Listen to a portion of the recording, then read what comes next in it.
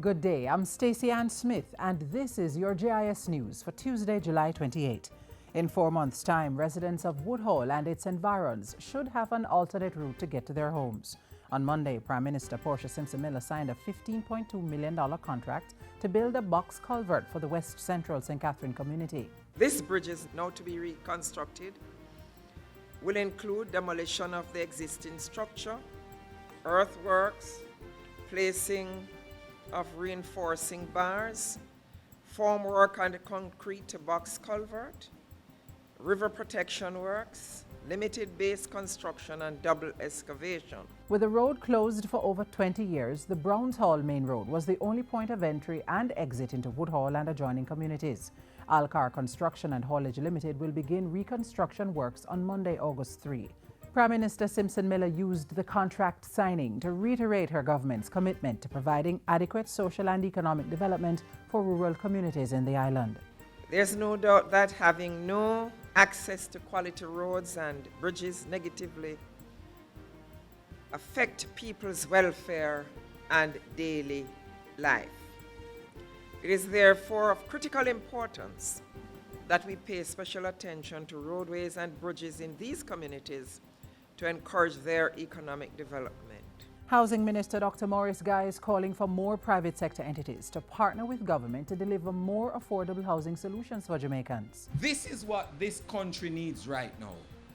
This is what it needs as the shot in the arm to help with developmental process to grow the economy. He says the housing deficit of 400,000 needs to be reduced significantly by pooling resources and completing more houses each year, particularly for persons in the lower to middle income groups. We in the ministry have developed public-private partnership policy, not only for other areas of divestment, but also in housing construction. We want to utilize that.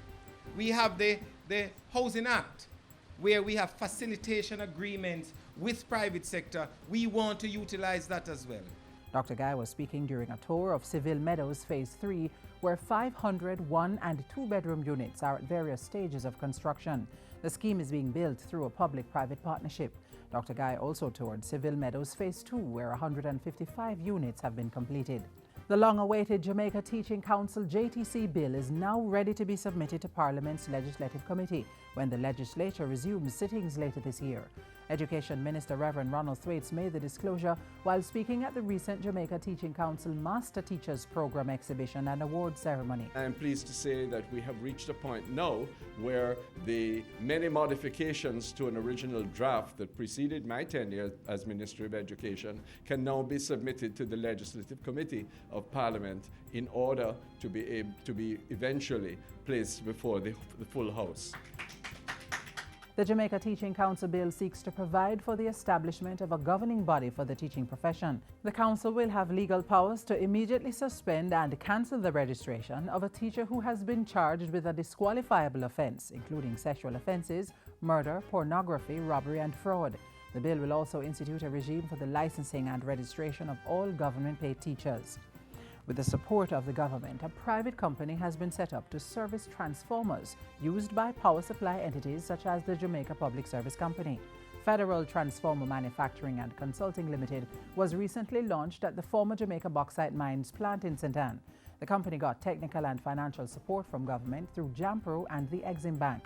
Industry Minister Anthony Hilton says the company's introduction to the market could result in significant reduction in the cost of electricity, as light and power companies would no longer need to send their transformers to other countries for servicing. It is operations like FTMC that offer many opportunities for engineering workforce to upgrade itself and to broaden the scope of its training and development.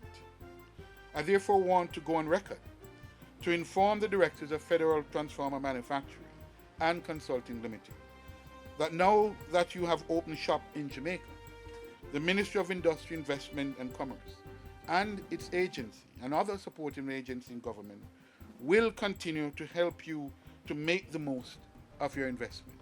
Federal Transformer Manufacturing and Consulting Limited represents an investment of $400,000 in startup capital. The company employs 23 people and expects to increase that number to more than 200 within 3 years.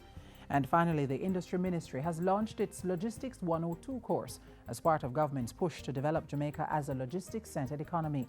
20 people were trained at the recent inaugural Logistics 102 session, which aimed to teach aspects of global supply chain management.